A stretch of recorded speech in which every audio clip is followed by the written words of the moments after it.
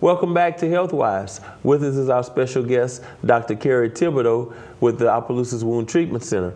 Doc, we were talking about a little bit about what you do, why you ended up here. One question I have to ask you, where'd you learn how to play the guitar at? Well, that's an interesting story. One of my roommates in college was a very gifted guitar player. And so I had a little rudimentary interest in playing guitar. And so living with him, he taught me, more of the basics. But I could never aspire to play like that. But, just playing chords and being able to play songs was something that I always enjoyed doing.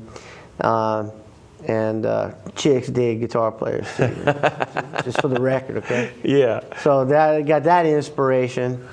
And then when I got to medical school, I ran into a gentleman named Cliff Broussard who used to work for my dad and then went on to graduate school at LSU. And so while I was in medical school, he was in graduate school. And so we reconnected, and one of the things we did for fun was play guitar together and entertain people for parties and things like that. And then by the time I finished medical school, I had met enough people in the New Orleans area, and we got this crazy idea: hey, let's have a band, man, so we can do this. Because remember, chicks dig guitar playing. Oh yeah.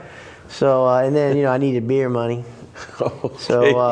so we formed the Hurricanes, man, back in the mid '80s. Wow, so that long ago, y'all. Yeah. It wasn't something y'all just. I knew y'all had the Hurricanes now, but that was something y'all.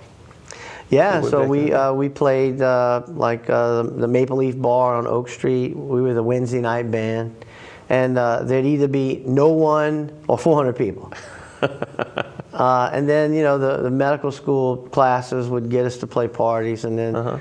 Fraternity parties. There's always a fraternity party going on somewhere, and there's a lot of music in New Orleans, and so just to be able to play places where they'd actually pay you to play was a real treat. And I played with some really incredible musicians.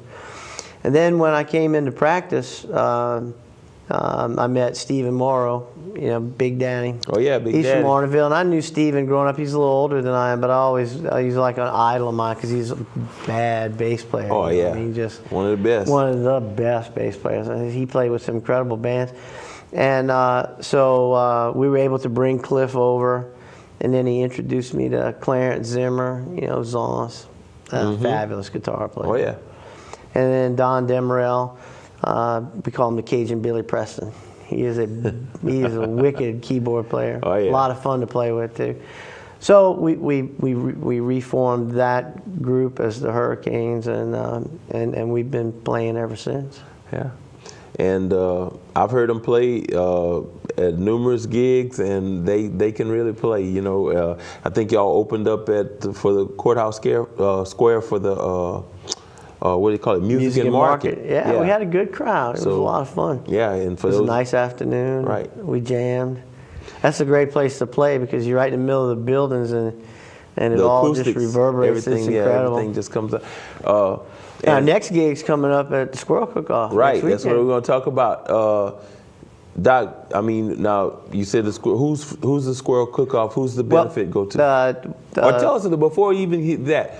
Tell us how it started. Right. Well, over 12 years ago, my partner in my medical consulting business and my son's godmother, Meredith Burley, her dad, Mr. Edgar Burley, who was principal at Fort Barry for many years, was ill with Alzheimer's and at a very young age, and did not have that kind of long-term care coverage.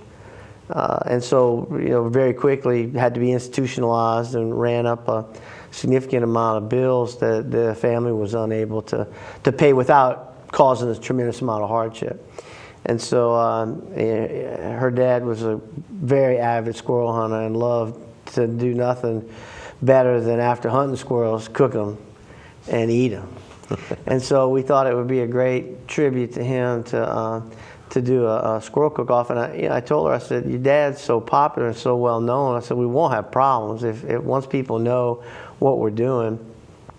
And the other thing we needed to do is, you can't raise money for charity unless the government's involved. So Right. we had to make sure that we had an organization set up that would allow us to collect this money. And then show people, people who donated would be able to show that this was legitimate. So we formed St. Hubert's Benevolent Society. St. Hubert is the patron saint of hunters, and so we thought it'd be a great fit with us. And our motto is "Hunters helping hunters in need," and that's really what it is. A small group of friends who come out every year and help us put these cook-offs on. Okay. And this will be our 12th one. Okay, Doc, we're gonna talk a little bit about that. There you go. When my tongue gets untied, we're gonna talk about this a little bit more. But I need to take a break so we can pay the bills. That's right.